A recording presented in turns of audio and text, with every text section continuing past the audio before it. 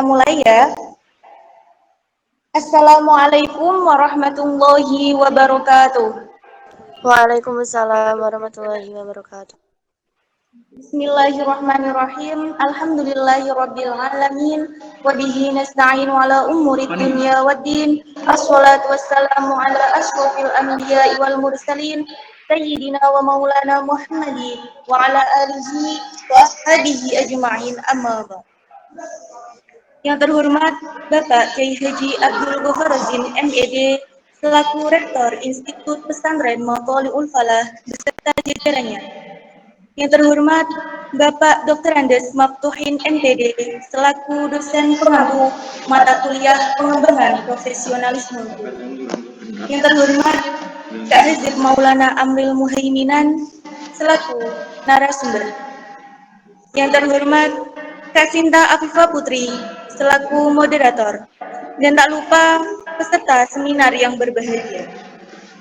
Pertama-tama, marilah kita panjatkan puja dan puji syukur kehadirat Allah Subhanahu wa Ta'ala yang telah memberikan kita nikmat, sehat, dan hidayahnya sehingga kita bisa berkumpul pada sore hari ini tanpa kekurangan suatu apapun.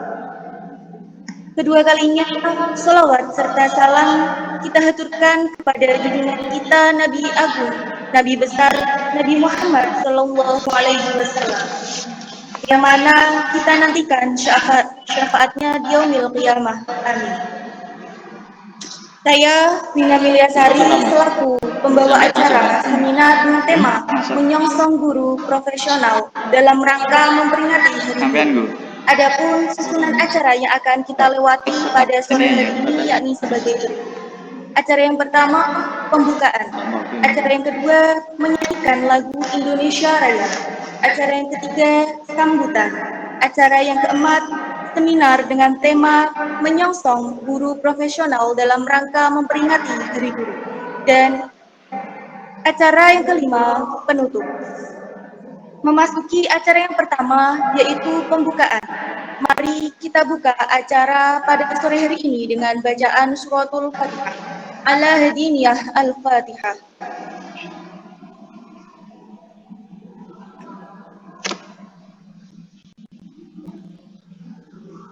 Dilanjutkan acara yang kedua, menyanyikan lagu Indonesia Raya. Hadirin dimohon mendengarkan sejenak.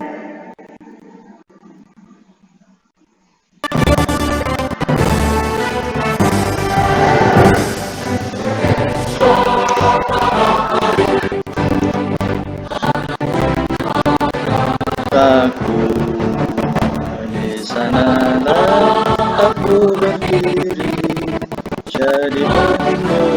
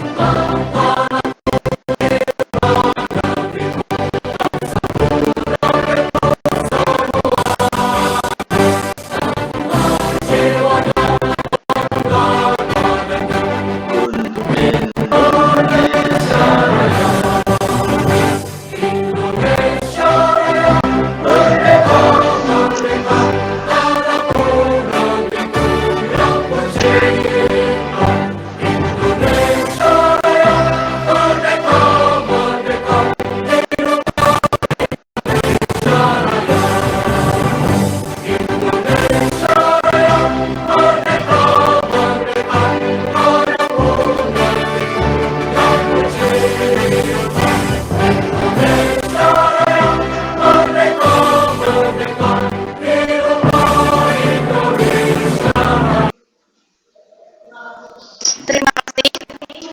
Acara yang ketiga adalah sambutan. Sambutan dari Bapak Dr. Andes Maftuhin MPD. Waktu dan tempat kami haturkan.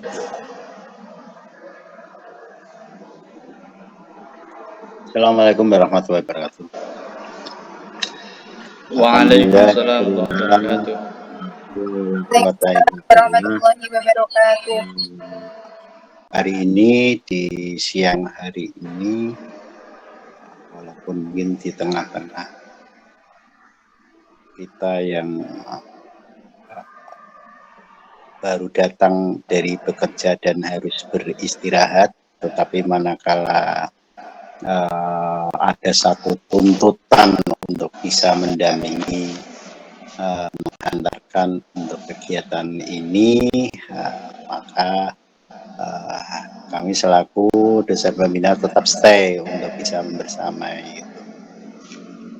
Kegiatan ini adalah merupakan satu langkah yang mana diharapkan untuk bisa dikembangkan pada event dan kesempatan yang lain, di mana kami kemarin mengusulkan di grup kelas atau apa itu, suatu saat kita akan membuat satu proyek besar angkatan, di mana angkatan untuk PGMI 5 ini mungkin di hari Disnatalis atau hari pendidikan kita adakan seminar nasional gitu kan, skupnya tidak kecil-kecilan yang hanya 20 sampai 25 peserta saja, mungkin bisa ratusan ya.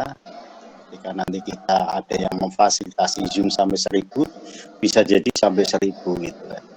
Dan rasanya untuk topik-topik yang kita bicarakan itu adalah topik-topik yang menarik dan lagi hit gitu, sehingga rasanya bisa jadi laku tuh semuanya. Dan rasanya untuk pengelolanya mulai dari pembawa, mulai dari yang men-tackle host ini, pembawa acara, narasumber, kemudian moderator, itu juga rasanya sudah pantas lah untuk memimpin kegiatan seminar nasional ini. Oleh karena itu saya berharap ini nanti bisa dikembangkan dan untuk hari ini bisa berjalan dengan baik, jaga kualitas dari pelaksanaan kegiatan hari ini, karena kegiatan ini pun juga diintip dan dipantau oleh banyak orang juga gitu, sehingga dengan demikian ketika ini nanti didokumenkan, jangan lupa nggih, rekam layarnya untuk dilakukan, karena setelah ini nanti dokumen rekam layar, dokumen foto kegiatan, dokumen materi, daftar hadir, flyer, background, termasuk woro-woronya, untuk nanti semua dikumpulkan dalam satu folder dan dikirim di link yang sudah kami kirimkan ke jenengan itu. Itu yang bisa kami sampaikan untuk menghindari pengurangan waktu dari Google Meet ini, karena Google Meet ini hanya berdurasi 60 menit untuk yang gratisan. Oleh karena itu tolong disiapkan juga alternatif link yang kedua manakala nanti di tengah jalan mati. Itu ya. Dan kalau memang diperlukan nanti saya akan memberikan penguatan, kalau tidak diperlukan ya tidak harus ada gitu. Sekian, terima kasih. Silakan dilanjut. Selamat untuk berwebinar. Semoga berguna dan semangat untuk Anda semua. Assalamualaikum warahmatullahi wabarakatuh. Waalaikumsalam warahmatullahi wabarakatuh, Bapak. Terima kasih kami haturkan. Acara selanjutnya seminar dengan tema menyongsong guru profesional dalam rangka memperingati Hari Guru, yang akan dipandu oleh moderator kita, Kak Sinta Afifah Putri. Kepadanya kami persilahkan. Cek, suara saya kedengaran ya, Kak? Halo, cek. Oke, baik, terima kasih. Sebelumnya terima kasih atas waktunya kepada pembawa acara pada sore hari ini. Assalamualaikum warahmatullahi wabarakatuh. Waalaikumsalam wabarakatuh. Sebelumnya perkenalkan, nama saya Sinta Afifah Putri yang akan membawa acara pada sore hari ini, yang mana pada sore hari ini kita akan membahas tentang menyongsong guru profesional dalam rangka memperingati Hari Guru, yang tepatnya pada Hari Guru kemarin di bulan Oktober. November yang kami selenggarakan pada sore hari ini. Nah, sebelum itu di sini kita akan berdiskusi bersama Pak Hazib Maulana Amril Muhaiminan, tapi sebelum itu kita sapa pemateri kita pada sore hari ini. Selamat sore Pak Hazib Maulana, apakah sudah hadir dalam room meet? Halo Pak Hazib.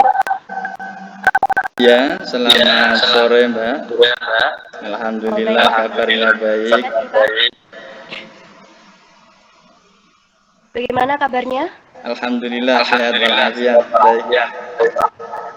Baik, terima kasih. Itu tadi pemateri kita pada sore hari ini.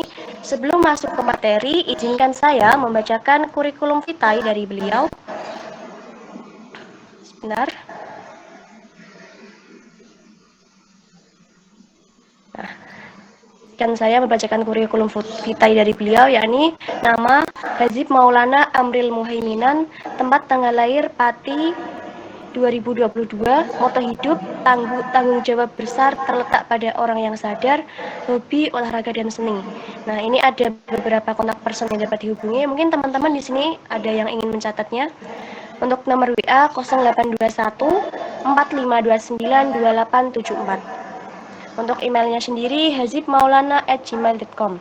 Riwayat pendidikan TK Miftahul Huda Kecamatan Tayu Kabupaten Pati, MI Miftahul Huda Kecamatan Tayu Kabupaten Pati, MTS Miftahul Huda Kecamatan Tayu Kabupaten Pati, MA Miftahul Huda Kecamatan Tayu Kabupaten Pati, dan mahasiswa Institut Pesantren Matoliul Falah Kajen Margoyoso Pati.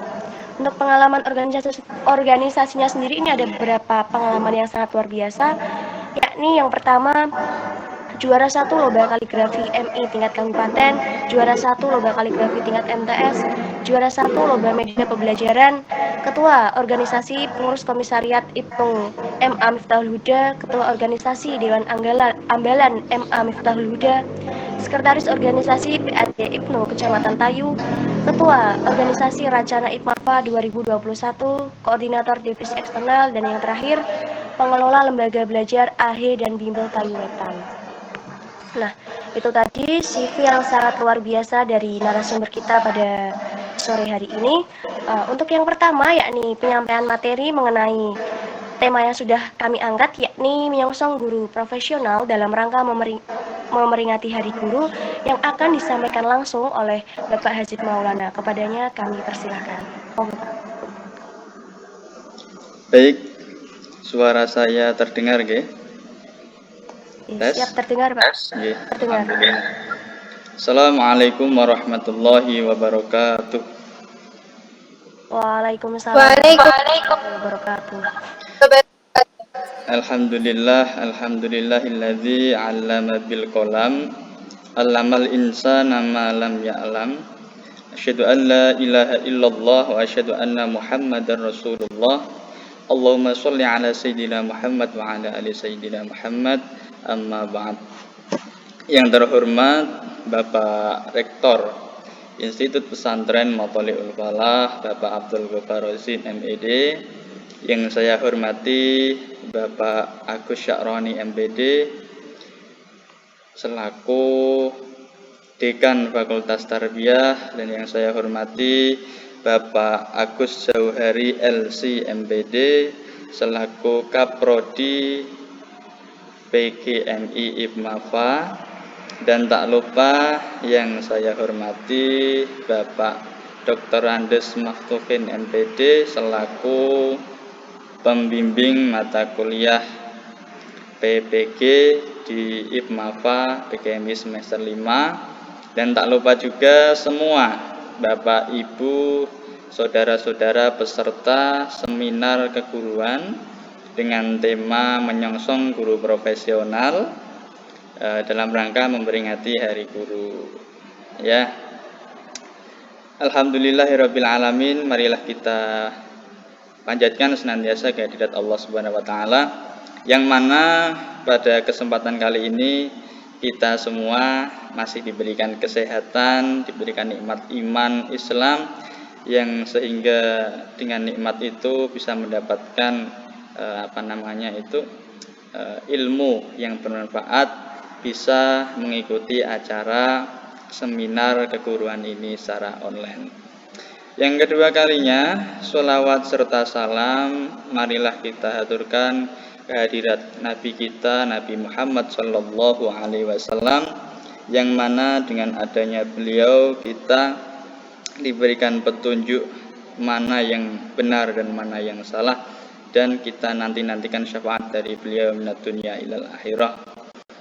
Pertama, saya mengucapkan terima kasih kepada Bapak Maftuhin dan juga moderator yang sudah memberikan kesempatan kepada saya di sini untuk sharing materi tentang proses pembelajaran, pengelolaan proses pembelajaran dalam mata kuliah pengembangan profesionalisme guru. Alhamdulillah, sebelumnya di sini sebelum kita mulai, saya sapa dulu beberapa peserta ya.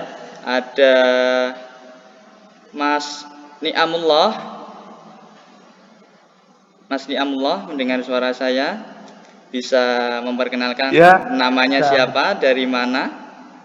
Silakan memperkenalkan diri. Perkenalkan, nama saya Ni'amullah. Itu sudah terjelas di nama Google saya, Ni'amullah. Saya dari Jepara. Dari Jepara, Mas ya. Oke, bagaimana kabarnya Mas Ni'am hari ini? Gimana? Bagaimana kabarnya Mas Ni'am hari ini? Oh, sangat baik, Pak. Alhamdulillah. Baik. Oke, saya sapa. Ya, siap. Saya sapa peserta selanjutnya, ada Mas Kukuh Kumara. Selamat sore, Mas Kukuh Kumara. Bagaimana kabarnya? Kembali, Pak Adib. Terima kasih. Oke, di sini kita sudah membuat kesepakatan ya. Mulai jam 3 sampai selesai nanti kita akan berdiskusi bersama, bertukar pengalaman, tukar ilmu mengenai tentang memanajemen proses pembelajaran, yang di situ sangat penting sekali untuk menyongsong guru profesional. Baik, dari peserta nampaknya sudah pada bersemangat. Saya minta dengan mengurangi rasa hormat, silakan dihidupkan semua kameranya. Dihidupkan semua kameranya biar kelihatan cantik-cantik dan gantengnya ini dari Bapak Ibu semua.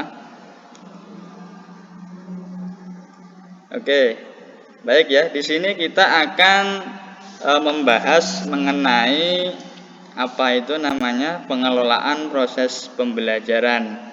Sebelum itu saya akan memberikan sedikit pengantar atau stimulus ya. Jadi guru itu apa, Bapak Ibu semua? Ada yang tahu kira-kira guru itu apa? Mas Kukuh, ayo. Guru itu apa, Mas Kukuh? Oh, Mas Kukuh ini mematikan mikrofon. Lalu Mbak Aida, mana Mbak Aida? Mbak Aida?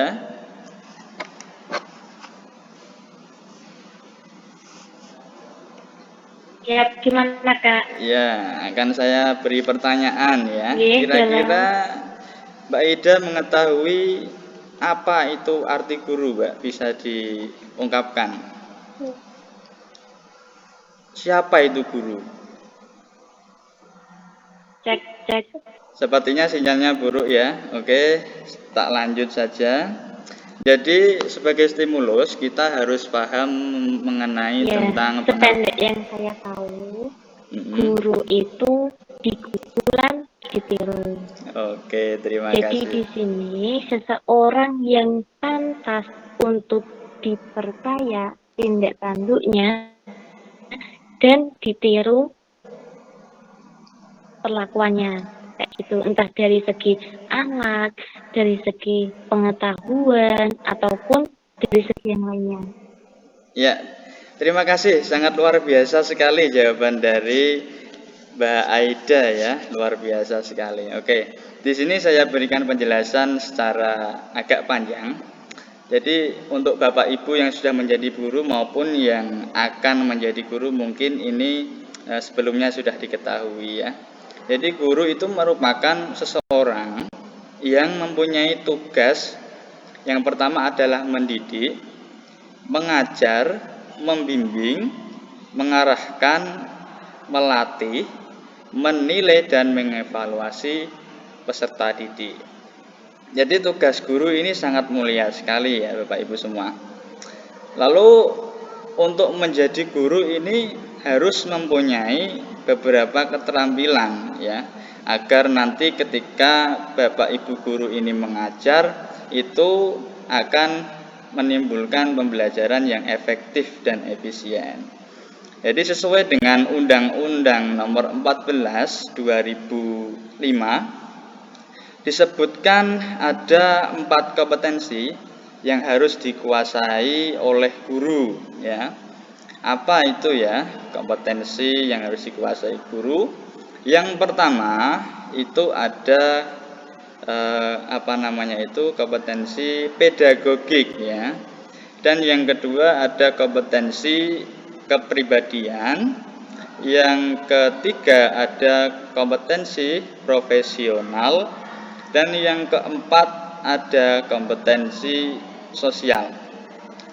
Untuk materi yang akan kita bahas ini sangat penting sekali, karena apa yang saya bahas pada kali ini itu mengacu pada modul pengembangan guru secara profesional, dan termasuk dari beberapa ringkasan materi baik dari semester 1 sampai semester 5 yang saya jalani ya. Jadi untuk pertama guru itu harus memiliki kompetensi pedagogik Bapak Ibu semua. Nah dalam kompetensi pedagogik itu Bapak Ibu guru dituntut untuk satu, memahami tentang karakteristik peserta didik, paham tentang teori belajar. 2, 3, bisa mengembangkan kurikulum. Yang keempat, bisa menjadikan pembelajaran yang mendidik ya. Terus bisa mengembangkan potensi peserta didik dan memiliki cara komunikasi yang baik serta dapat mengevaluasi dan memberikan penilaian. Itu dari kompetensi pedagogik. Kalau dari kompetensi kepribadian, guru itu seperti yang dikatakan Mbak Aida tadi ya Bapak Ibu semua, bahwa guru itu harus mampu menjadi role model bagi peserta didik atau muridnya. Nah, kalau yang kompetensi ketiga profesional itu, guru itu harus bisa menguasai materi. Guru harus menguasai SK standar kompetensi, terus menguasai KD kompetensi dasar, tujuan pembelajaran, bisa mengembangkan materi serta bisa memanfaatkan teknologi untuk menyongsong pendidikan di era sekarang. Terus yang terakhir adalah kompetensi sosial Bapak Ibu. Dalam kompetensi sosial ini dituntut guru itu harus bisa bertindak objektif, harus bisa komunikasi dengan efektif dan adaptif serta dapat berkomunikasi baik secara lisan maupun tulisan. Nah, dengan tuntutan sebegitu banyak guru tentang apa yang harus dilakukan guru, maka kita harus benar-benar mempersiapkan ketika diri kita ini akan menjadi seorang guru Bapak Ibu semua. Nah, merujuk dalam tema atau judul pada materi yang akan saya bawakan, itu yang tadi hanya sekedar stimulus ya. Dan di sini ada materi yang akan saya bawakan, yaitu tentang pengelolaan proses pembelajaran. Nah, di sini ada 3 kata yang perlu kita ketahui. Yang pertama ada pengelolaan, yang kedua ada proses, dan yang ketiga ada pembelajaran. Nah, kalau dalam bahasa yang bahasa yang populer ya. Pengelolaan itu sering diartikan atau disamakan dengan memanajemen atau manajemen ya. Manajemen. Jadi manajemen itu apa kira-kira perlu kita pahami bersama. Manajemen itu merupakan proses perencanaan, pengorganisasian, penggerakan dan pengendalian sumber daya ya, sumber daya baik sumber daya manusia maupun sumber daya yang selainnya yang ada di lingkungan dan ada di sekitar sekolah. Untuk apa? Untuk mencapai sebuah tujuan. Kalau manajemen itu diarahkan dalam hal bidang pendidikan, maka ya tujuannya untuk sesuai dengan tujuan pendidikan. Ya, begitu. Terus ada kata kedua yaitu proses. Proses itu merupakan urutan pelaksanaan yang saling terkait. Dan yang ketiga ada kata pembelajaran. Nah, ini perlu kita pahami bersama ya. Jadi apa itu pembelajaran ya? Pembelajaran merupakan bantuan ya, bantuan yang diberikan oleh pendidik atau guru untuk peserta didik agar terjadi apa kira-kira ya? Agar terjadi sebuah proses pemerolehan ilmu. Terjadi proses pemerolehan ilmu, bisa terjadi proses pembentukan karakter dan juga watak dari siswa. Itulah yang namanya pembelajaran. Jadi nanti proses pembelajaran itu akan dimanajemen ya dalam judul saya hari ini, dalam seminar ini. Selanjutnya mengenai manajemen proses dan pembelajaran itu tadi sudah saya jelaskan yang perlu kita ketahui. Lalu dalam memanajemen proses pembelajaran itu ada apa saja kira-kira yang perlu dimanajemen itu? Yang pertama ada kegiatan pembelajaran yang perlu dimanajemen. Terus yang kedua strategi pembelajaran, yang ketiga sarana dan sumber belajar, yang nomor 4 terakhir yaitu pengembangan materi pembelajaran. Nah, masuk dalam konteks yang pertama, bisa slide-nya dibawahkan Mbak. Dilanjut slide-nya. Oke, baik. Dalam pengelolaan kegiatan pembelajaran itu terbagi menjadi 3 yang perlu dikelola dalam kegiatan belajar itu. Yang pertama pengelolaan ruang belajar atau kelas, dan yang kedua ada pengelolaan siswa ya, yang ketiga ada pengelolaan kegiatan belajar. Nah, untuk yang pertama adalah pengelolaan ruang belajar atau kelas. Dalam pengertiannya kelas adalah sebagai tempat untuk terjadinya suatu pembelajaran. Maka dari itu kelas harus dimanajemen, harus diatur agar bisa terjadi pembelajaran yang baik, efektif dan efisien. Nah, lalu dalam kelas ini terbagi menjadi 3 golongan ya. Yang pertama ada kelas indoor. Indoor itu dilakukan seperti lazimnya ketika kita melakukan pembelajaran, yaitu di ruangan ya, indoor di dalam kelas. Lalu ada kelas outdoor. Outdoor itu kelas dilaksanakan di luar ruangan. Bisa dengan menempatkan peserta didik di lokasi lingkungan sekolah. Nah, itu outdoor. Dan biasanya kalau di lembaga pendidikan itu kelas outdoor dilaksanakan sekali itu kebanyakan dilaksanakan dengan cara studi tour atau jalan-jalan ya biasanya sambil belajar.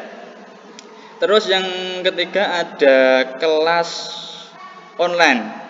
Nah, kelas online ini bisa terbagi menjadi beberapa. Yang pertama ada ruang meeting, seperti halnya yang kita laksanakan bersama di sini melalui Meet ya, Google Meet, dan bisa melalui Zoom. Dan ada yang online biasanya kalau tingkat pendidikan dasar itu menggunakan WhatsApp, hanya sekedar WhatsApp ya. Itu bisa. Itu merupakan dari berbagai ragam kelas ya. Terus dalam konteks kita memanajemen itu ada 4 kondisi penting yang perlu diperhatikan untuk memanajemen kelas. Yang pertama itu mengenai aksesibilitas ya. Aksesibilitas itu apa Bapak Ibu semuanya? Aksesibilitas itu merupakan suatu yang memudahkan. Dalam kelas itu harus mudah bagi pendidik maupun yang dididik, bagi guru maupun siswa untuk menjangkau alat dan sumber belajar. Jadi aksesnya itu harus dipermudah dalam menggapai alat dan sumber belajarnya, baik untuk guru maupun untuk siswa. Lalu yang kedua adalah mobilitas ya. Mobilitas ini seperti yang sering kita ketahui diartikan sebagai gerak ya. Mobilitas, jadi siswa dan guru ini diharapkan mudah bergerak di suatu hal yang diinginkan dalam kelas itu. Jadi bisa berpindah-pindah kemana dengan kegiatan yang bersifat aktif mungkin ya. Dan itu perlu diperhatikan. Yang ketiga ada interaksi. Nah, interaksi ini agar nanti kelas itu dimanajemen agar bisa memudahkan terjadinya sebuah interaksi antara guru dan murid. Karena dalam proses pembelajaran ya intinya pada interaksi itu. Jadi sangat perlu sekali untuk diperhatikan dalam mengelola kelas. Terus yang keempat mengenai variasi kerja siswa.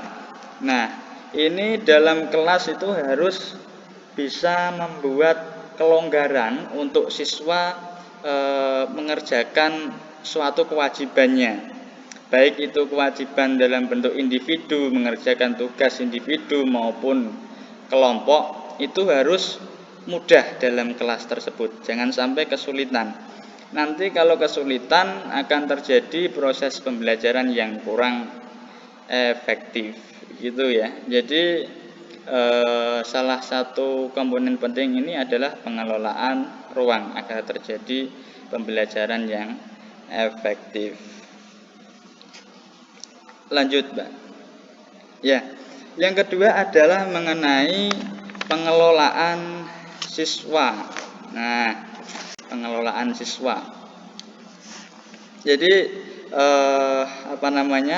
siswa itu dalam kelas kan terdiri dari banyak kelompok ya. Jadi dalam kelas itu terdiri dari beberapa siswa. Nah, dalam kelas itu yang terdiri dari beberapa siswa itu kemampuan untuk belajarnya itu berbeda-beda atau klasifikasi konteks dia lebih mudah memahami sebuah pelajaran itu berbeda. Nah, mengenai tentang pengelolaan siswa ini didukung dengan mata kuliah pembelajaran psikologi tentu. Yang di situ ada psikologi perkembangan dan ada psikologi pendidikan. Nah, dalam psikologi pendidikan itu kan bisa bermanfaat bagi guru. Jadi membantu guru untuk mengetahui tentang kepribadian atau sifat dari murid. Terus bisa mengetahui tentang situasi, keadaan baik secara fisik maupun secara emosi. Terus dalam psikologi pendidikan juga menjelaskan tentang cara membangkitkan sebuah motivasi belajar. Jadi itu sangat mendukung sekali dalam pengelolaan siswa. Terus yang kedua dalam psikologi perkembangan. Nah, dalam psikologi perkembangan itu menjelaskan tentang perkembangan pengetahuan siswa. Jadi itu sangat perlu sekali diketahui guru ya. Jadi guru itu harus bisa harus mendapatkan pembelajaran psikologi ya, agar dapat memahami baik secara fisik maupun psikis perkembangan anak-anak didiknya. Nah, untuk dalam pengelolaan siswa, guru hendaknya bisa memahami tentang karakteristik terutama berkenaan dengan kemampuan belajar siswa. Nah, yang di situ Bobby the Porter dan Mike Energy ya, mengklasifikasikan modalitas belajar siswa. Nah, menjadi 3 klasifikasi Bapak Ibu semua. Klasifikasi yang pertama, ada anak yang belajarnya itu lebih suka visual. Ya, visual ini dia lebih mengoptimalkan panca indera matanya. Dan di situ bisa melihat visual atau gambar-gambar yang disediakan dalam pembelajaran sebagai media pembelajaran. Terus yang kedua ada pelajar auditorial. Nah, untuk pelajar auditorial ini adalah pelajar yang lebih bisa menangkap materi ketika dia mendengarkan atau mendengar suara-suara ya, bersifat audio. Jadi dalam hal itu siswa lebih lebih mengutamakan lebih memanfaatkan telinganya sebagai alat untuk pembelajaran. Yang ketiga ada pelajar kinestetik.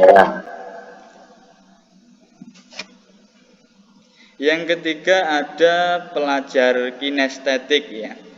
Jadi pelajar kinestetik ini dia bisa memahami apabila si anak ini dengan menggunakan peragaan.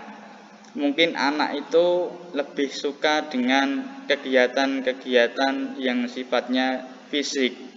Jadi kalau semisal ada anak yang suka lari-lari dalam kelas, jengkel kepada temannya, itu sangat mungkin dia sebagai pelajar yang kinestetik. Walaupun dia belajarnya dengan gerak-gerak, tapi dia bisa memahami tentang apa yang disampaikan guru, begitu. Jadi ada 3 kategori tadi ya, visual yang suka dan mudah mempelajari dengan gambar, yang kedua ada audio yang mudah dan suka mempelajari dengan suara, dan yang ketiga ada kinestetik dengan gerakan. Nah, kalau dengan visual itu biasanya diberikan media pembelajaran yang bersifat itu memvisualkan sesuatu, bersifat gambar-gambar gitu ya, bersifat atau bisa dengan kontekstual, mengajaknya secara langsung ke dalam kehidupan nyata gitu. Terus yang kedua ada auditorial. Itu biasanya kalau anak yang auditorial itu bisa dilakukan pembelajaran dengan cara menyuruh mereka dengan membaca sekeras-kerasnya di kelas. Terus dengan metode ceramah, dengan metode bercerita, itu untuk auditorial. Terus yang untuk kinestetik ini lebih kita arahkan dalam pembelajaran bermain peran. Jadi obahe niki bermanfaat, membawa manfaat untuk kepahamannya. Begitu. Jadi dengan beberapa macam karakteristik cara belajar anak ini bisa menimbulkan atau guru ini bisa memilihkan baik model, metode, strategi dalam pembelajaran yang ingin digunakan atau pendekatannya bisa disesuaikan. Terus selanjutnya mengenai tentang untuk meningkatkan siswa ini dalam proses belajar, Dave Meyer itu menyatakan bahwa gerakan fisik, Bapak Ibu semua perlu diperhatikan ya, gerakan fisik itu meningkatkan proses mental. Gerakan fisik itu untuk bagian otak manusia yang terlibat dalam gerakan tubuh terletak tepat di sebelah bagian otak yang menghalangi yang digunakan untuk berpikir dan memecahkan masalah. Oleh karena itu, kalau Bapak Ibu semua menghalangi anak ini untuk bisa bergerak atau memanfaatkan tubuhnya untuk belajar, maka itu sama dengan mengurangi atau menghambat daya pikir mereka ya, karena itu termasuk dari rangsangan otak. Jadi jangan sampai dimarahi kalau ada anak-anak yang seperti itu, apalagi dalam konteks anak yang masih usia dini ya, madrasah itu masih usianya dini, perlu banyak bimbingan dari Bapak Ibu guru semua. Nah, untuk Dave Meyer mengklasifikasikan menggunakan pendekatan Safi untuk mengefektifkan sebuah pembelajaran. Pendekatan Safi ini kalau dijabarkan, yang pertama S-nya itu somatis ya. Terus yang kedua A-nya itu auditory, yang C-nya itu visual, dan yang D-nya itu I-nya itu intelektual. Nah, untuk somatis ini itu belajar dengan bergerak dan berbuat ya. Somatis itu belajar dengan bergerak dan berbuat. Lalu yang B auditory ya, belajar dengan berbicara dan mendengar. Terus yang E visual itu belajar dengan mengamati dan menggambarkan sesuatu. Lalu yang D itu intelektual, itu belajar dengan memecahkan masalah dan merenung. Itu tadi mengenai pengelolaan siswa dari awal jenis-jenis klasifikasi belajar siswa dan juga cara mengefektifkannya menurut Dave Meyer itu seperti itu.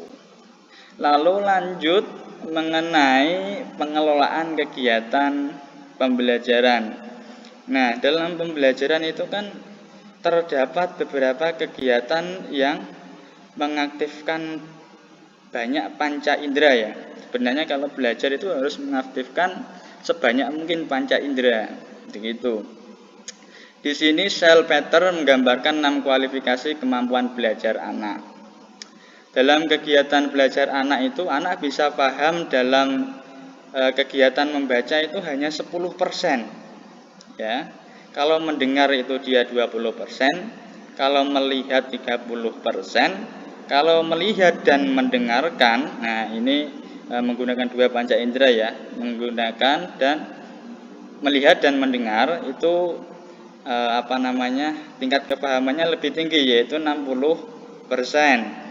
Dan yang kelima mengatakan itu 70%. Dan yang terakhir itu mengatakan dan melakukan itu 90%. Jadi tertinggi itu mengatakan dan melakukan. Jadi anak itu selain disuruh untuk speak, dia berani untuk berbicara, ya dia dituntut untuk melakukan praktek langsung sesuai dengan kurikulum yang sekarang yang baru ini. Jadi anak ini dituntut untuk memaksimalkan daya pikirnya, ya, apalagi sekarang ini sudah sampai dengan tingkat ada yang order thinking skill itu, ya, OTS itu. Jadi anak dalam level tidak lagi hanya memahami saja, tapi sudah memberikan kritikan dan memberikan memberikan evaluasi dan juga terobosan-terobosan baru. Dilanjutkan PPT-nya, Kak.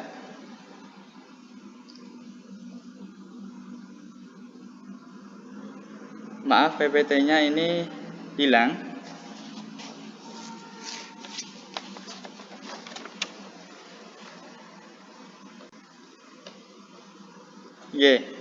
Terima kasih sudah muncul. Kita lanjutkan ke pembahasan yang selanjutnya. Ke bawah, Mbak. Bapak Ibu sekalian, pembahasan selanjutnya yaitu mengenai tentang strategi belajar, ya. Jadi strategi kegiatan pembelajaran itu merupakan langkah-langkah umum, ya, dalam kegiatan belajar yang mesti dilakukan untuk mencapai sebuah tujuan belajar, dan belajar bisa menjadi efektif dan efisien. Itu perlu dengan strategi, begitu ya jelasnya. Dan itu harus dilakukan semua Bapak Ibu guru, ya, nantinya. Yang pertama, dalam strategi kegiatan itu mencakup 4 aspek Bapak Ibu semua.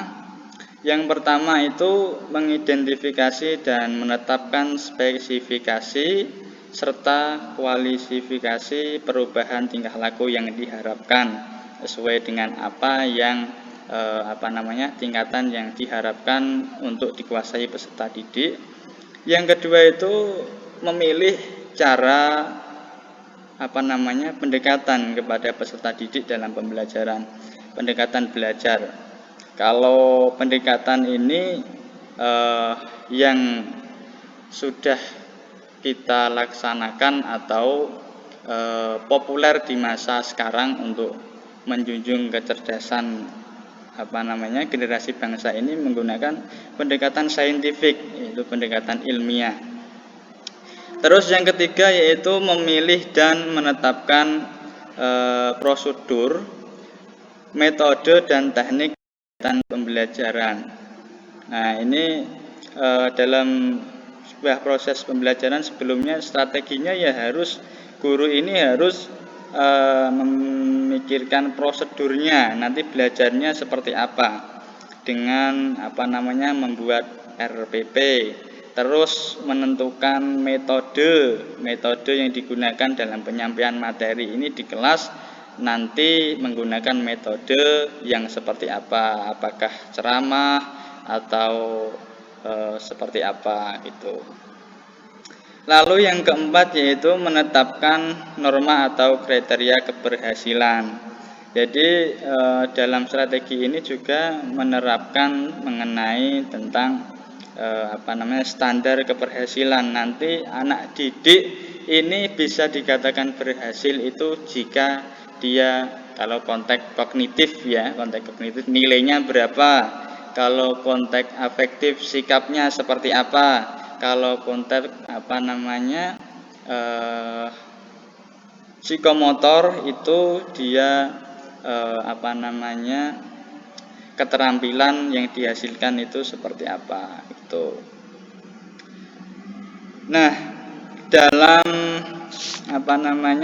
strategi pengembangan strategi pembelajaran ini, Dave Meyer itu menawarkan ada beberapa siklus. Siklus ini terdiri dari 4 tahap, ya. Siklus ini terdiri dari 4 tahap. Yang pertama ada tahap persiapan, Bapak Ibu semua. Yang kedua tahap penyampaian. Yang ketiga ada tahap praktik melakukan, dan yang keempat ada tahap penampilan hasil, itu yang terakhir. Yang pertama yaitu tahap persiapan. Dalam tahap persiapan ini PPT-nya enggak berubah itu artinya. Itu baru berubah ini. Ya, oke. Sebelumnya masih persiapan. Betul. Di sini dalam konteks persiapan itu guru harus bisa menimbulkan minat peserta didik ya. Minat peserta didik. Jadi dengan cara memberi sugesti positif untuk awal pembelajaran, terus pertanyaan yang bermanfaat, yang menambah pengetahuan, baik itu pengetahuan secara pembelajaran pendidikan maupun pengetahuan selain itu, mungkin ada pengetahuan yang lain yang ingin ditambahkan. Tujuannya memiliki tujuan, menjelaskan tujuan yang jelas dan bermakna pada peserta didik. Jadi belajar itu untuk apa sih? Nah, itu perlu diterangkan. Belajar materi ini nanti manfaatnya seperti apa, Dek? Tujuannya seperti apa, begitu. Lalu membangkitkan rasa ingin tahu. Nah, ini guru harus bisa membuat anak didiknya itu kepo ya. Kepo tentang pembelajaran yang akan dilaksanakan. Kira-kira besok belajar apa ya anak-anak?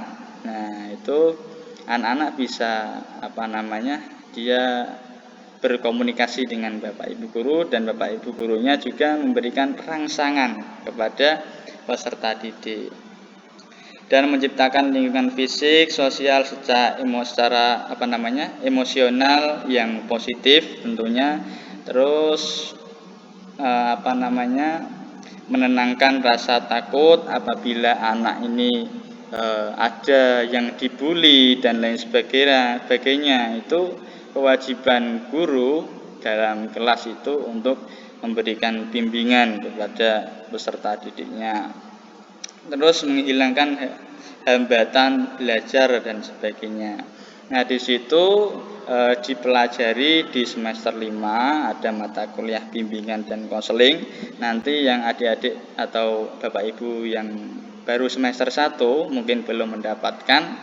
Nah, itu nanti semester 5 insya Allah bisa mendapatkan. Maka saya jelaskan di awal tadi, materi yang saya berikan ini sangatlah penting sekali ya. Lanjut, Mbak. Ya. Lalu yang kedua adalah penyampaian.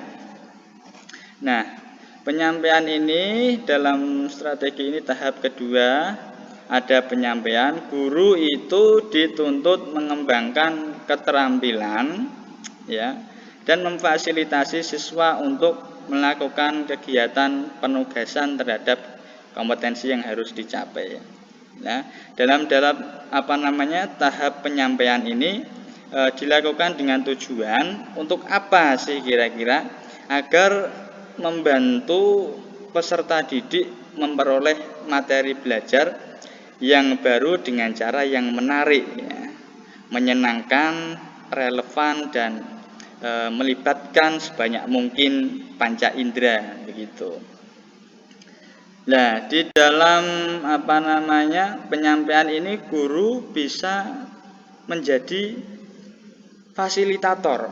Guru sebagai fasilitator ya. Fasilitator ini guru sebaiknya mampu menimbulkan minat, menggugah rasa ingin tahu siswa, dan memicu agar proses pembelajaran yang berlangsung ini bisa baik dan menyenangkan. Nah, dalam guru sebagai fasilitator ini ada beberapa kegiatan ya. Contohnya yaitu menjadikan ide dan gagasan pembelajaran bersifat nyata, menggunakan hasil karya anak, memenuhi presentasi dan analogi dan kiasan, menyampaikan presentasi dalam bentuk dialog. Nah, itu salah satu beberapa kegiatan dalam guru sebagai fasilitator. Lalu yang kedua, guru sebagai pembelajar. Nah, ini yang unik sekali ya, guru sebagai pembelajar dan membuat siswa bisa belajar. Nah, itu luar biasa. Jadi dalam konteks ini, guru itu memberikan kesempatan kepada siswa untuk menciptakan makna dan nilai penting bagi dirinya sendiri ya, bagi diri mereka, dan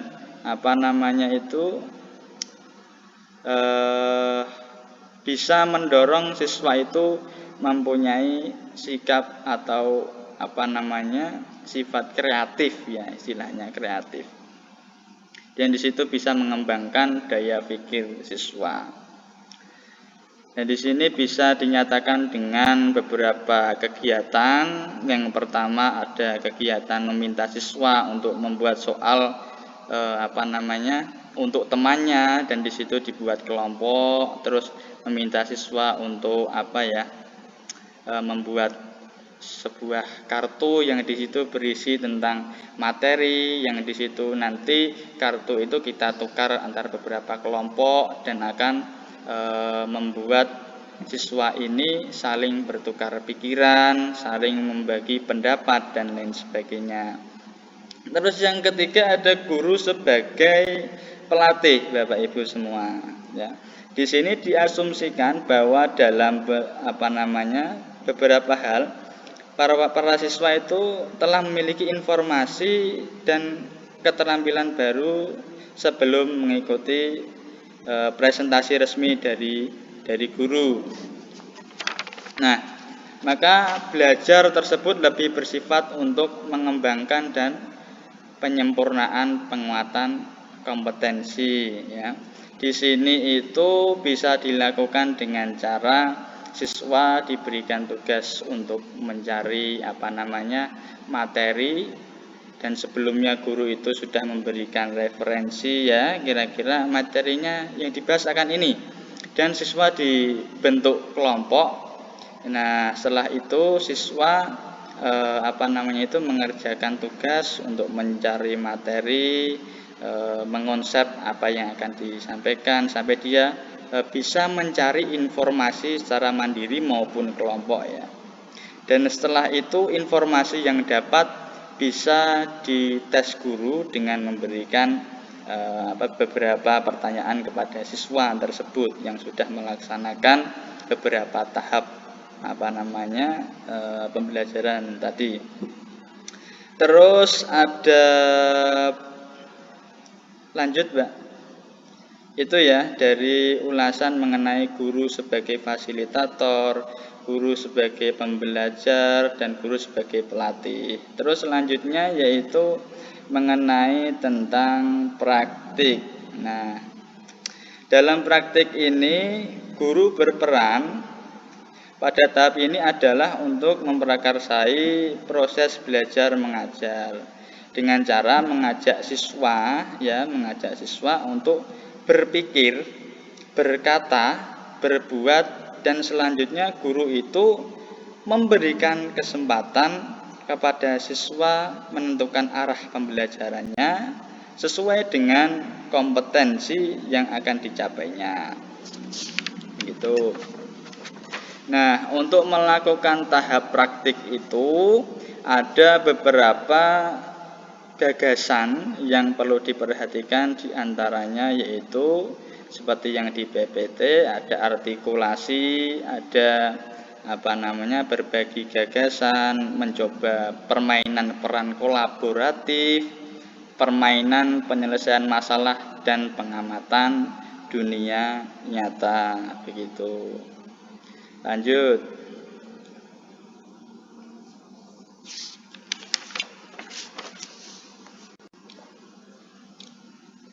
Lalu kita lanjutkan ya mengenai tentang yang keempat. Setelah ada praktik itu ada penampilan hasil belajar ya, sebagai urutan tadi pelaksanaan strategi. Ada penampilan hasil belajar. Nah, ini dalam tahap ini merupakan tahap terakhir ya dalam siklus pembelajaran. Nah, tujuannya untuk memastikan bahwa kegiatan pembelajaran tetap berjalan dengan baik dan bisa berhasil serta dapat diterapkan siswa dalam kehidupannya sehari-hari.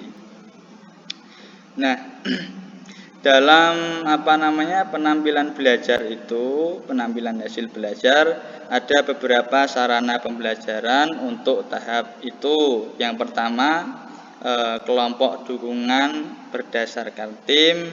Yang kedua yaitu memonitoring lanjutan. Lanjut.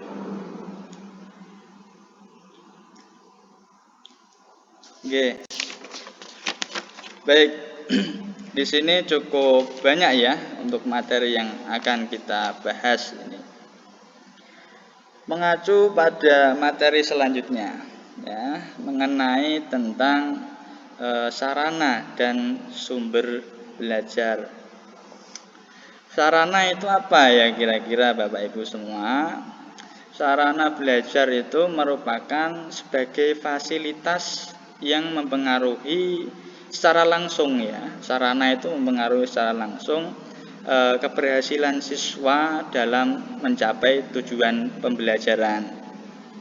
Oleh karena itu, dalam pembelajaran itu tentunya guru atau calon guru nanti diharap menggunakan berbagai jenis media pembelajaran dan harus memanfaatkan secara tepat sesuai dengan pengalaman dan tujuan belajar yang akan ditempuh siswa.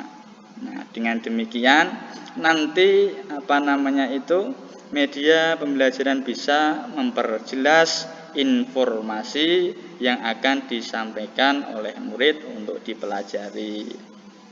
Nah, untuk karakteristik sarana yang efektif itu seperti apa? Dalam PPT di situ Puskur Balitbang Diknas 2002 menyatakan ciri-ciri dari sarana yang efektif. Itu yang pertama, sarana yang digunakan bisa menarik perhatian dan menarik minat siswa. Terus yang kedua, mampu meletakkan dasar-dasar untuk memahami suatu hal yang konkret sekaligus dapat mencegah atau mengurangi verbalisme. Dan yang kedua ini menjelaskan tentang sarana itu yang bagus itu harus bisa memperjelas materi yang disampaikan, bukannya memperkeruh, tapi sifatnya bisa memperjelas ya. Kalau yang ketiga bisa merangsang tumbuhnya saling pengertian. Yang keempat mempunyai banyak kegunaan atau multifungsi. Jadi dalam sarana belajar itu harus mempunyai multifungsi, tidak hanya satu fungsi saja. Gunanya untuk guru nanti tidak kesulitan untuk membuat sarana tersebut, atau sekolahan itu kesulitan untuk mengadakan sarana tersebut. Lalu yang kelima, mempunyai bentuk yang sederhana, mudah digunakan dan dirawat, mudah diperoleh, dapat dibuat sendiri oleh guru. Jadi yang kelima ini menunjukkan bahwasanya sarana sing efektif niku sarana sing ora memberatkan guru untuk bisa membuatnya. Jadi sarana itu mudah diperoleh, sarana itu sederhana dan gurunya merasa ringan untuk mengadakan sarana tersebut. Begitu. Lanjut. Next, Kak.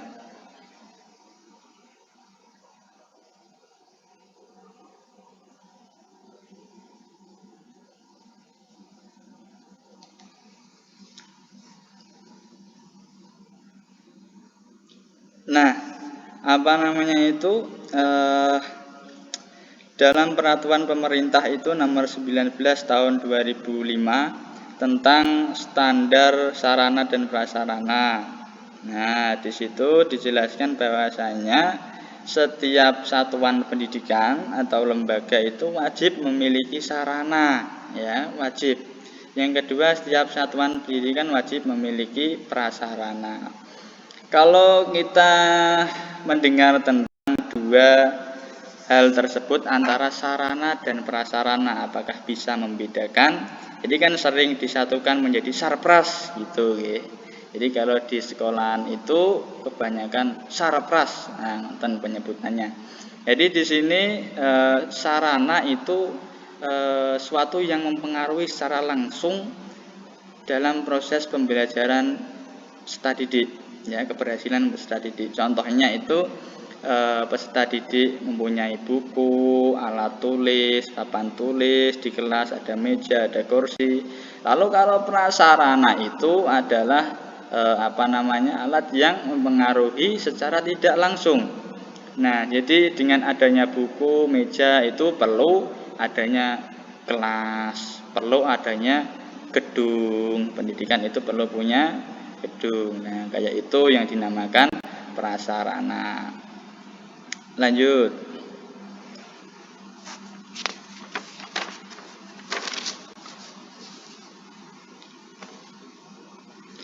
Nah, sementara itu kalau sumber belajar apa ya kira-kira? Nah, ini masih ini, Mbak. Sumber belajar itu Bapak Ibu semuanya, sumber belajar merupakan sesuatu yang berbau dengan usaha memperkaya pengalaman belajar siswa. Ada banyak sumber belajar, contohnya yang digunakan sering itu ada berbentuk naskah, terus ada buku paket, terus ada yang online berbentuk artikel, terus berbentuk peta foto, terus ada koran dan lain sebagainya, ya. Itu namanya sumber belajar atau bahan ajar. Nah, selain itu juga guru harus memperhatikan faktor lingkungan. Nah, karena lingkungan itu bisa sangat berperan positif bagi sumber belajar yang efektif, Bapak Ibu semua. Nah, ini untuk yang dimaksud lingkungan yang bisa sebagai sebagai sarana sumber belajar yang efektif itu yang bagaimana? Nah, di sini dijelaskan dalam PPT yaitu ada lingkungan. Lingkungannya terbagi menjadi 3. Yang pertama ada lingkungan sosial, ada yang kedua itu lingkungan alam, yang ketiga ada lingkungan budaya. Ini kiranya sudah tahulah semua kalau lingkungan sosial itu yang di masyarakat sering berinteraksi, itu namanya lingkungan sosial. Kalau lingkungan alam ya alam yang ada di sekitar ini. Terus kalau lingkungan budaya itu setiap daerah peserta didik mesti mempunyai budaya yang berbeda-beda. Nah, sumber belajar yang efektif dengan menggunakan lingkungan, contohnya adalah seperti halnya kita belajar peserta didik itu belajar mengenai budaya yang ada di daerahnya masing-masing, begitu. Lanjut ya.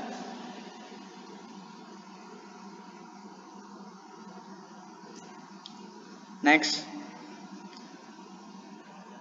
Nah, pembahasan selanjutnya yaitu mengenai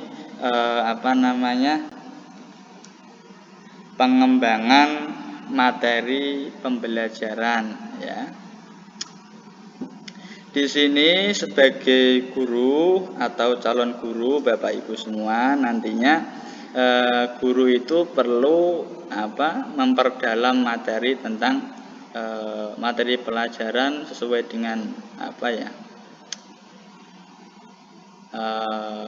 sesuai dengan usaha yang dilakukan. Jadi kalau sudah jadi guru pun harus masih belajar, harus dikembangkan pengetahuannya, mengetahui tentang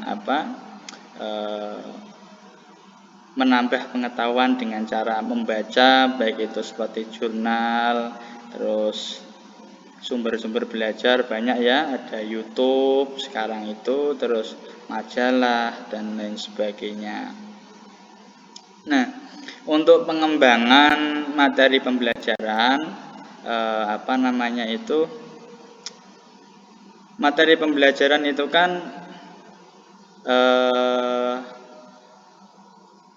merupakan bahan ya yang harus disampaikan sesuai dengan kompetensi yang akan dicapai. Jadi materi itu harus sesuai dengan kompetensi yang akan dicapai siswa.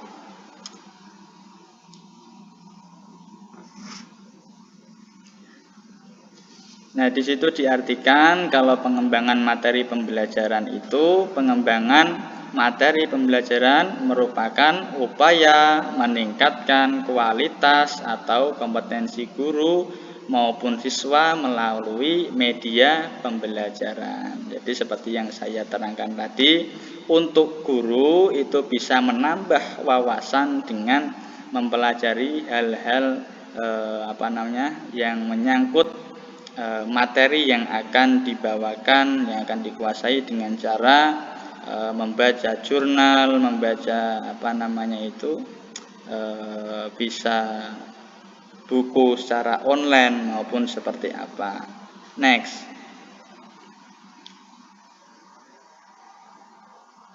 Kak.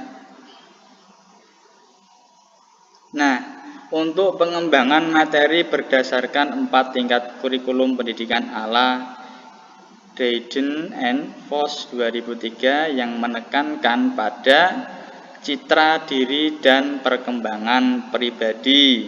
Yang kedua, pelatihan keterampilan hidup.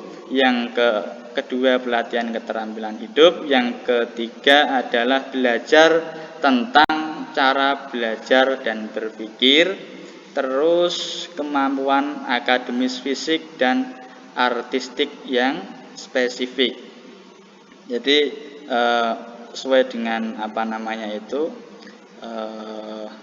pengembangan tingkatan ini, jadi harus mempunyai 4 hal ini ya, jangan sampai tertinggalkan. Melatih keterampilan hidup, yang mana siswa itu nanti mendapatkan pembekalan untuk bisa meringankan siswa menempuh perjalanan hidupnya, mengatasi sebuah masalah dan lain sebagainya. Terus yang nomor 3 itu belajar tentang cara belajar dan berpikir. Jadi peserta didik itu juga harus diajari belajar dan cara berpikir.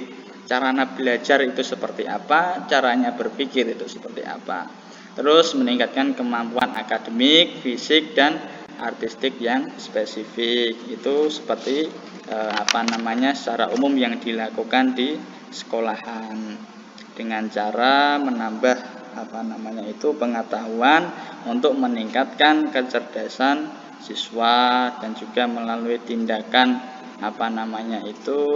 kayak olahraga dan lain sebagainya sebagai pengembangan fisik, terus sebagai memfasilitasi siswa dalam hal-hal yang bersifat itu mendidik ya. Oke, next. Terima kasih ya.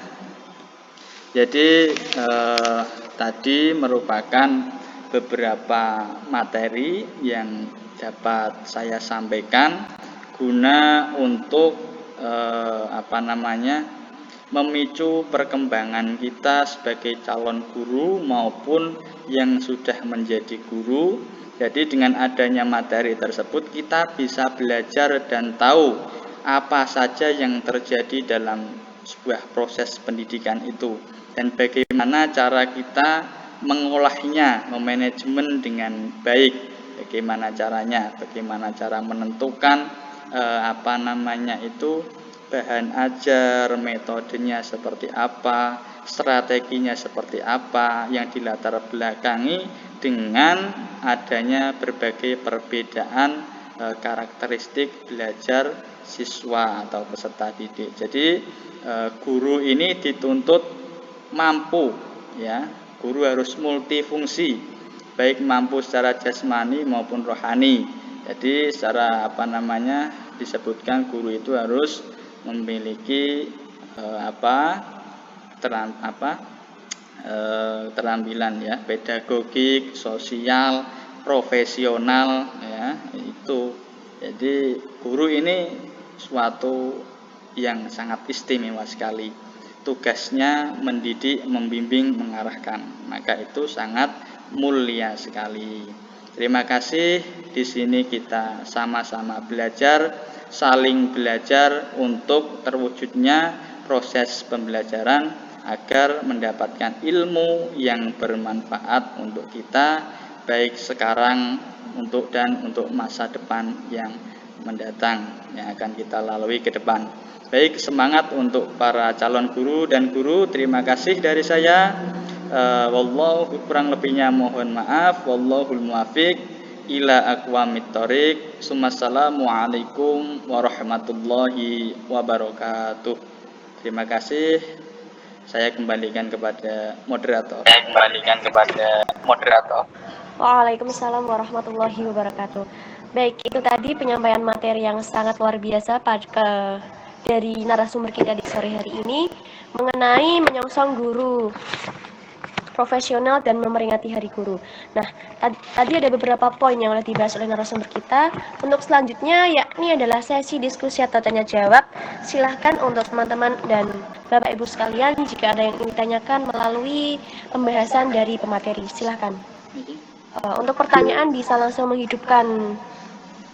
Baik, ini ada yang melambaikan tangan dari Saudari Azi dan Husnia. Bisa menghidupkan mikrofon atau bisa menulis dari kolom chat ya. Baik, silakan untuk Saudara Azi yang tadi sudah menghidupkan mikrofon, bisa langsung memberitahukan apa pertanyaannya. Oke, Assalamualaikum warahmatullahi wabarakatuh. Waalaikumsalam. Saya mau izin bertanya, Mbak. Nah, dalam proses pembelajaran itu kan tidak terlepas dari yang namanya metode dan media pembelajaran. Nah, kan saking banyaknya media dan metode pembelajaran, apakah semuanya metode dan media pembelajaran itu sangat baik diterapkan oleh peserta didik? Jika tidak, itu bagaimana alasan dan bagaimana untuk menanggapi sebagai seorang guru yang profesional? Terima kasih.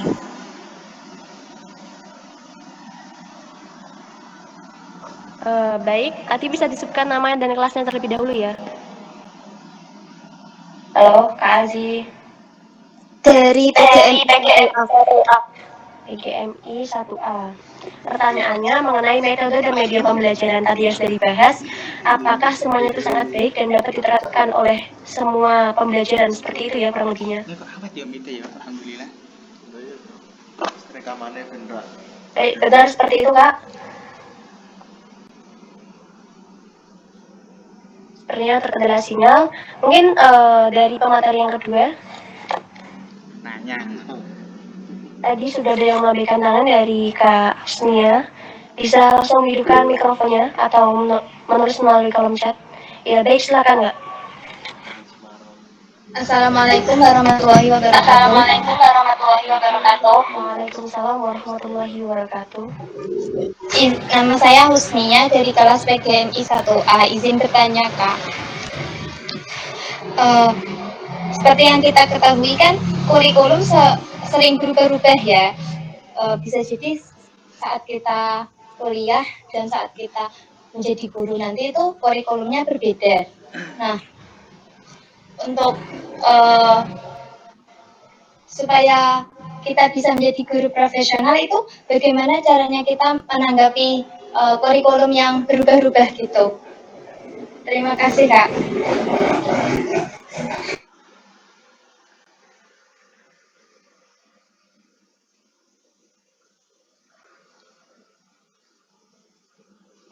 Baik, saya ulang pertanyaannya ya.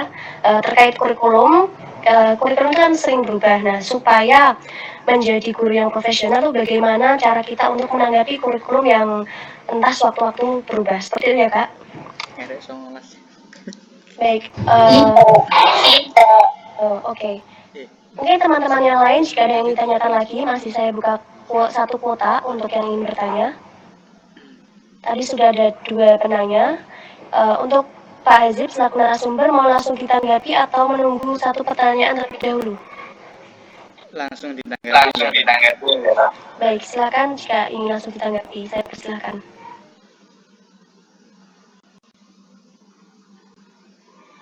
Oke. Terima kasih atas pertanyaan yang sudah diberikan. Ini dari PGMI semester 1 semua ya. Sangat luar biasa, ada Kak Azi Asani dan Kak Husnia. Ini luar biasa, pertanyaannya sangat bagus sekali.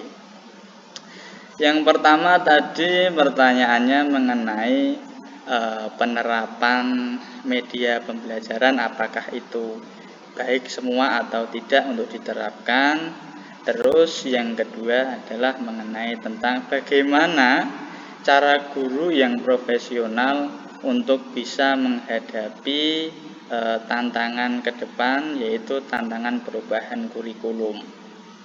Oke, sesuai dengan urutan pertanyaan, saya akan menanggapi pertanyaan yang pertama. Ya. Jadi semua media pembelajaran itu baik, semua metode, semua strategi, semua teori itu baik. Cuman dalam pemilihannya, dalam pelaksanaannya itu perlu adanya penyesuaian. Jadi barangkali ketika ada sekolahan yang kurang support tentang sarana prasarananya, nah itu mungkin dalam hal tersebut bisa menjadi salah satu hal yang perlu diperhatikan dalam menentukan media dalam belajar. Terus kalau metode belajar itu ditentukan dengan disesuaikan dengan materi ya, materi pembelajaran yang akan disampaikan. Semuanya berpengaruh dalam penentuan metode, baik itu materi, terus kondisi siswa, terus apalagi kondisi lingkungan pendidikannya, kondisi gurunya, terus pengetahuan gurunya dan lain sebagainya, itu sangat berpengaruh sekali. Jadi pada intinya itu semua model, semua metode, semua cara strategi maupun alat yang digunakan untuk memperjelas pembelajaran yang berbentuk media itu bagus. Cuman dalam pelaksanaannya itu disesuaikan dengan konteks yang ada, konteks yang sesuai dengan yang akan dilaksanakan. Jadi yang membuat sebuah pertimbangan untuk menentukan metode, media dan strategi ya tadi. Pertama, salah satunya ada kondisi gurunya. Gurunya ini siap enggak untuk bisa enggak untuk menanamkan strategi ini. Terus materi pembelajarannya. Nah, materi pembelajarannya ini adalah salah satu hal yang perlu diperhatikan juga. Kira-kira kalau strategi yang pembelajaran aktif ini cocoknya kita letakkan di mata pelajaran yang apa, dengan tema apa. Kalau pembelajaran contoh model ya, model pembelajaran kayak pembelajaran berbasis masalah. Nah, ini cocoknya kita tentukan di mata pelajaran apa ya kira-kira, apakah di IPA atau di matematika atau seperti apa. Terus contoh dalam menentukan model pembelajaran ya, contohnya ada model pembelajaran bermain ya bisa dikatakan bermain peran atau ada model pembelajaran project. Nah, itu contohnya cocoknya digunakan di mata pelajaran yang seperti apa. Pada dasarnya itu semuanya itu cocok, cuma ya memang disesuaikan dengan koridornya, sesuai dengan kenyataan yang pas. Sing pas iki ning ndi? Nek pas iku mesti kepenak, nek ora pas nggih mboten kepenak. Gitu. Untuk jawaban dari pertanyaan pertama, saya sampaikan seperti itu. Lalu untuk jawaban pertanyaan yang kedua mengenai tentang guru yang profesional untuk menghadapi tantangan perubahan kurikulum. Ya tadi sesuai dengan apa yang sudah saya sampaikan, guru itu juga harus selalu menambah dan menambah pengetahuannya. Baik itu menambah pengetahuannya secara individu maupun secara kelompok. Kalau individu biasanya ya bisa mengikuti kayak acara seperti ini, ada acara seminar, ada acara pelatihan begitu. Terus ada program yang dilaksanakan secara individu, mungkin program membaca jurnal, program membaca buku dan lain sebagainya. Terus ada yang dilakukan secara kelompok. Guru ini bisa mengikuti kegiatan-kegiatan yang bersifat kelompok seperti halnya KKG, MGMP. Nah, di situ guru-guru itu bersatu untuk saling menukar pikiran, untuk saling belajar bagaimana caranya untuk menghadapi permasalahan-permasalahan yang dialami guru, baik permasalahan guru, permasalahan siswa maupun permasalahan pendidikan sesuai dengan tingkatan-tingkatan yang akan ditempuhnya. Jadi pasti guru itu mempunyai kelompok-kelompok tertentu, kelompok guru ya, untuk berdiskusi bersama, untuk belajar bersama, untuk jangan sungkan ya, jangan minder ya kalau kita akan menghadapi perkembangan pendidikan yang ada. Tentu banyak sekali pelatihan yang bisa kita lakukan, yang bisa kita laksanakan, baik secara internal maupun eksternal lembaga, maupun nanti dari pihak Kemendikbud atau pihak ya pokoknya yang mengatur tentang pendidikan itu biasanya menyelenggarakan berbagai acara, dan di situ juga ada pembimbing khusus yang sudah profesional, yang mana beliau ditugaskan untuk membimbing para guru-guru yang ada di Indonesia ini. Kalau di Pati ya fokusnya di Pati, kalau di pusat ya di pusat ada tingkatannya sendiri-sendiri. Jadi tidak usah berkecil hati lah. Maka harus selalu menambah pengetahuan, menambah wawasan, menambah informasi yang ada. Begitu untuk pertanyaan kedua. Terima kasih, saya kembalikan kepada moderator.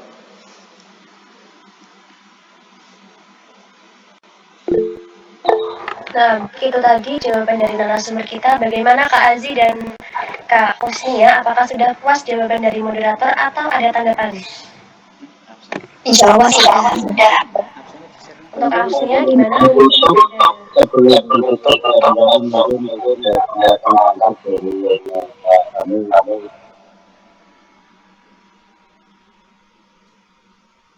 Ji, Pak.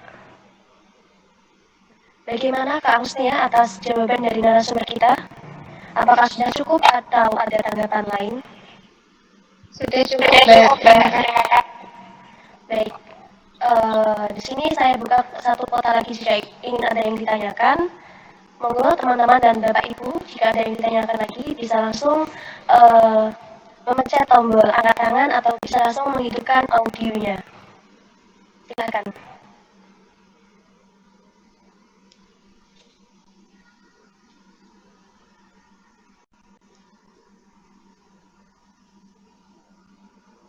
Baik, sepertinya sudah sore hari ya Pak. Mungkin teman-teman juga sudah jenuh dalam room meet ini atau mungkin ada kegiatan lain.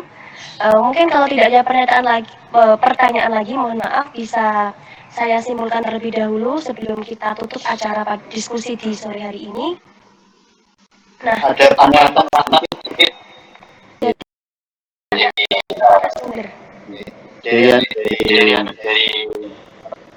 dari Bapak Pembimbing. Oh, silakan Bapak Maftuhin jika ingin menambahi, saya persilahkan. Oke, terima kasih. Assalamualaikum warahmatullahi wabarakatuh. Waalaikumsalam warahmatullahi wabarakatuh. Alhamdulillah sudah luar biasa untuk proses pelaksanaan seminar ini, walaupun mungkin untuk kelompok ini memilih waktu yang kurang begitu menyenangkan bagi para peserta. Waya istirahat, kesel-kesel harus mengikuti, sehingga mungkin di antara pelaksanaan ini peserta yang paling sedikit. Oke, nggak masalah, tapi kualitas dari pelaksanaan ini juga tidak mengurangi kalah hebatnya dengan yang lain. Oke, apalagi materinya, dan narasumbernya harus pantas jadi narasumber nasional, moderator dalam, ya. Makanya nanti diprogramkan itu untuk kegiatan seminar nasional kita. Oke, saya menanggapi dari judulnya itu menyongsong guru profesional. Mungkin lebih kerennya itu kalau mungkin ditambahkan dalam satu judul yang lebih khusus, yaitu penguatan kemampuan pengelolaan pembelajaran yang efektif untuk mewujudkan guru profesional. Oh, itu kan warna gregetnya yang luar biasa itu kan. Barangkali mungkin kalau nanti dijadikan judul untuk seminar nasional itu bisa dirubah gitu ya. Penguatan kemampuan guru ya dalam pengelolaan pembelajaran yang efektif untuk mewujudkan guru profesional. Ya, guru profesional di mana? Ya barangkali di sekolah offline kayak yang jangan bicarakan selama tadi, itu kan guru di lembaga offline. Belum jangan singgung di lembaga online, lembaga sekolah yang online. Padahal ke depan itu ya setiap sekolah, masing-masing sekolah itu jangan mengandalkan hanya sekolah offline saja, tetapi lebih bisa dikembangkan, dilengkapi juga dengan sekolah online. Jadi model branded lah, ya, model branded. Terutama sekolah-sekolah yang ada di pedalaman itu, ya, orang yang tidak banyak tahu itu penting di sini. Sebabnya orang lebih mudah mencari informasi di online daripada mencari informasi harus kasakusu masuk belusuan untuk mencari sekolah, itu lebih sulit. Tapi lebih mudah untuk mencari info itu di online. Tetapi kalau seandainya lembaga Anda besok itu jenengan gasangno nggone dunia maya, itu dipastikan ketika orang searching itu akan mendapatkan sekolah itu. Apalagi dengan memberi satu titel atau headline dari lembaga jenengan itu yang menggunakan kata-kata yang sangat mudah sekali diakses. Nah, ketika Anda harus membekali diri dengan kemampuan pengelolaan pembelajaran yang efektif itu, jangan hanya Anda persiapkan di sekolah yang model offline saja. Karena ke depan guru itu memang harus dipersiapkan, kecuali terampil di depan kelas, juga harus terampil di depan kaca HP maupun kaca laptop seperti hari ini Anda ini, ya kan? Nah ini, kecuali itu juga harus dipersiapkan, terampil, mampu, kuat dalam pengelolaan pembelajaran, ketika mereka ada dan menjadi guru di platform-platform pendidikan yang sekarang ini mulai pada tumbuh bagaikan jamur di musim hujan. Banget lagi ya. Itu harus dipersiapkan sehingga kedepannya jangan sampai ada guru atau calon guru yang tamat mungkin dari sebuah perguruan tinggi, contohnya itu tamat IPMAPA, dia dengan ijazahnya di dalam map lontang-lantung kesana kemari nggawa ijazahnya ngelamar pekerjaan sebagai seorang guru dora ditompo pokoro MI saiki wis genep genep mahasiswane angger tahun iki tambah telung kelas belum perguruan tinggi sing liyane. Nah, oleh karena itu di dalam menyongsong masa yang akan datang di era zaman yang baru ke depan, tantangan itu harus kita siapkan diri kita. Jadi tidak hanya mampu mengelola pembelajaran yang efektif di sekolah-sekolah yang ada di pinggir-pinggir itu, tetapi mampu juga mengelola pembelajaran sekolah-sekolah yang ada di dunia maya, yang ada di dalam HP, di dalam laptop, yang ada di platform itu, ya. Dan barangkali ini guru sing di platform kalau guru sing pinggir jalan itu mbah akeh sing di, ya, gitu. Itu ya yang harus kita persiapkan. Yo kepepet gawe platform pendidikan dhewe, kepepet iku, kepepet ya. Gawe platform pendidikan kaya ruang guru, kaya platform pendidikan ngajar. Yo kepepet lho ya. Ora kepepet yo melebihi dari itu. Ya, melebihi dari itu. Oke, ya. Oke, itu sebuah tantangan yang harus kita persiapkan juga. Kalaupun kemampuan keterampilan itu tidak kita peroleh di kampus kita sekarang ini, kita sebagai mahasiswa yang siap menyongsong masa depan itu harus menambahkan diri kita untuk ilmu kelengkapan yang saya gambarkan tadi, ya. Dengan tadi kan ngomong guru pembelajar juga gitu kan. Jadi guru itu hanya sekedar mandek di situ saja, tapi terus menerus belajar dari ayunan sampai liang-liang. Tidak hanya belajar di IPMAPA Watwoyo, tapi mungkin bisa belajar IPMAPA yang ada di Cina gitu kan. Nah itu kan kayak wis ono kudu IPMAPA nang Cina itu. Nah durungno Pak Rozin anu disarankan untuk membuka IPMAPA di negeri Cina itu ya nanti kalau harus dalil sing biasa berkembang di pesantren itu. Nah, gitu kan. Oke. Nanti nek ono sing dadi TKW nek kono ya, IPMAPA dadi TKW nek kono terus nek kono buka kampus cabang IPMAPA gitu kan. Keren itu kan di sana. Lanjut. Terkait dengan beberapa pertanyaan tentang apakah metode dan media itu pas dan semua baik.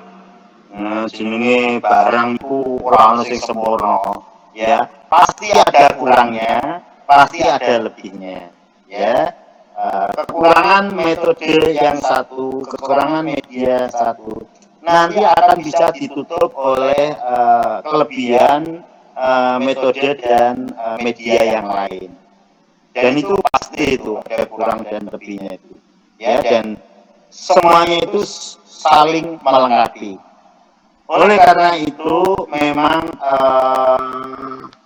kita rekomendasikan beberapa metode dan media itu dipakai ketika kita sedang melakukan sebuah pembelajaran. Dan memang benar apa yang telah disampaikan narasumber, jadi pelaksanaan atau penerapan metode dan media itu memang situasional, tergantung yang pas itu yang mana gitu ya. Jadi memang jangan dipaksakan kalau memang situasinya ketika itu tidak pas. Gurunya wes jadul-jadul, tua-tua, ya, apa dipaksakan semua nganggo teknologi informasi dan komunikasi. Wah, itu malah menimbulkan datangkan masalah besar. Kalau itu yang terjadi, ya strateginya yang diganti. Jadi strateginya nanti guru yang tua-tua itu sebagai kolaborator, ya, guru nom itu sebagai eksekutornya, ya. Pokoknya guru tua-tua pokoknya pendampingi, pokoknya pendedeki, pengantar, semangat. Terus dengan kewibawaannya kita pakai, dengan pengaruhnya kita pakai, ya kita yang muda-muda yang sebagai eksekutor itu, ya. Dan sekali lagi untuk pembelajaran ini adalah itu merupakan seni. Seni itu antara dibawakan orang yang satu dengan dibawakan yang lain dengan metode dan media yang sama, hasilnya belum mesti sama, ya, belum mesti sama. Oleh karena itu memang kita di sela-sela kita melaksanakan satu ketentuan-ketentuan baru di dalam dunia pendidikan ini, kita sebagai guru itu memang harus mencari celah-celah seni dari mengajarnya itu cocoknya apa.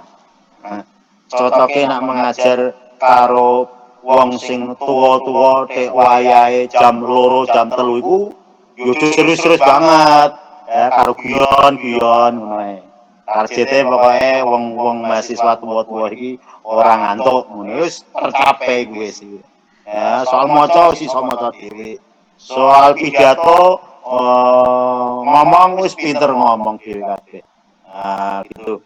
Terus di samping itu kita sebagai guru karena mungkin keterbatasan tertentu di lingkungan tertentu, maka kita tidak boleh menyerah untuk tidak bisa melaksanakan dengan metode dan media tertentu itu.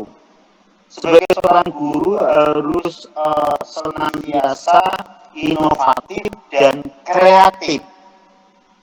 Ketika harus berada di lingkungan tertentu yang tidak mendukung itu, dengan kita mencari alternatif lain untuk menggantikan dari hal yang tidak bisa kita terapkan di wilayah itu. Ya, ini jadi inovatif dan kreatif, termasuk penggunaan apa yang ada di lingkungan dari lembaga pendidikan itu. Ini, ya. Terus yang kedua terkait dengan ketika nanti alumni ini sudah tamat terus menghadapi kurikulum yang berbeda, pesanku ojo kagetan, ojo gumunan, lan ojo ngamukan. Ya. Lalu bagaimana cara menanggapinya? Ya, ketika Anda di kampus itu sudah diberikan yang namanya dasar-dasar pendidikan sebagai pondasi. Ya, maka ketika ada kurikulum apapun yang ada, Anda tidak akan kaget dari dasar-dasar pendidikan itu. Dan juga diberikan juga dengan filsafat termasuk adalah filsafat pendidikan. Hal yang terkait dengan kebenaran, nilai kebenaran tertentu yang akan dicapai dan dituju dari proses pendidikan ini. Yang hal ini dari waktu ke waktu tak kira ora bergeser. Kebenaran yang akan diraih dari proses pendidikan itu, apapun kurikulumnya. Nah, ini harus kita pegangi, ya, kita harus pegangi bahwa filsafat pendidikan yang kita anut untuk sebagai dasar kita ini adalah mau mewujudkan anak yang ya bahagia di dunia dan bahagia di akhirat. Itu falsafah dasar itu. Wah, apapun bentuknya, metodenya, strateginya, semua itu dalam rangka membawa anak ini bahagia di dunia. Mereka bisa menguasai lingkungan dan mereka bisa mengatasi permasalahan hidupnya. Hidup di zaman abad 20, abad 18, abad 17, abad 22, 23, dan seterusnya. Itu prinsipnya itu. Maka falsafah pendidikan itu saya kira dari zaman ke zaman tidak akan berubah, dan dari kurikulum ke kurikulum yang lain juga tidak akan berubah itu. Maka filsafat pendidikan ini diberikan kepada anak-anak mahasiswa untuk prodi dan fakultas pendidikan ini, supaya mereka tidak bergeser ketika ada perubahan-perubahan apapun, termasuk perubahan kurikulum itu. Kemudian yang ketiganya juga kita akan juga diberikan bekal ilmu-ilmu pendukung lainnya yang berwujud ilmu-ilmu pendidikan ini. Ya, jadi ketika kita sudah diberi ilmu-ilmu pendukung berupa ilmu pendidikan lainnya ini, maka apapun perubahan kurikulum yang ada, yang terjadi, ya tidak jauh-jauh amat dengan ilmu pendidikan yang ada ini. Kalau sekarang trennya lagi mengikuti tentang pola falsafah dari pendidikan Ki Hajar Dewantara, gitu kan. Mungkin kemarin lagi sedang menganut falsafahnya dari Bapak Muhammad Syafi'i yang wujud sekolah kerja itu. Sehingga lahirlah kemarin itu SMK yang kayak tumbuhnya jamur di musim hujan itu. Ya, gitu. Oh, jangan kaget kalau seperti itu. Ya, oke. Oke, saya kira itu yang bisa kami tambahkan untuk memperkuat dari materi dan pelaksanaan untuk webinar atau seminar di sore hari. Terima kasih atas perhatiannya, dan dari saya, Assalamualaikum warahmatullahi wabarakatuh. Waalaikumsalam warahmatullahi wabarakatuh. Terima kasih. Saya ucapkan terima kasih kepada Bapak Maftuhin yang telah memberikan penambahan mengenai materi kita pada sore hari ini. Nah, sebelum saya tutup di sini, saya akan sedikit menyimpulkan pembahasan kita di sore hari ini, bahwasanya seorang guru harus memiliki keterampilan pedagogis, kompetisi kepribadian, profesional, bertindak objektif, dan guru itu harus memiliki multifungsi. Jadi guru itu sangat luar biasa sekali karena harus memiliki kepribadian yang sudah saya sebutkan tadi. Nah, mungkin hanya itu yang dapat saya sampaikan dan dapat saya tanggap melalui pembahasan kita di sore hari ini. Saya selaku moderator pamit undur diri sebenarnya, tapi saya ucapkan terima kasih kepada narasumber kita pada sore hari ini yang telah menyempatkan waktu dan berbagi ilmu pada kita. Mungkin hanya itu yang dapat saya sampaikan. Saya Sinta Afra Putri selaku moderator pamit undur diri dan saya kembalikan kepada pembawa acara.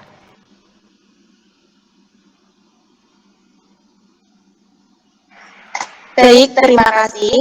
Acara selanjutnya yaitu penutup. Marilah kita tutup acara pada sore hari ini dengan bacaan hamdalah bersama. Alhamdulillah.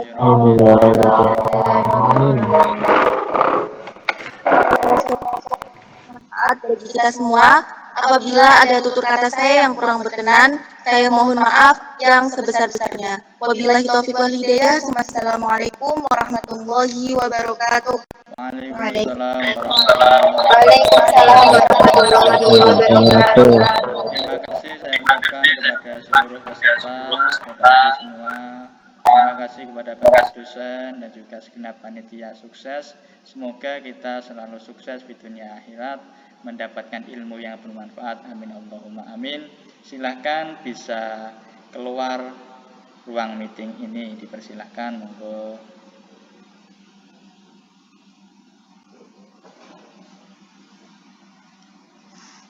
pripun Mas yang Mas?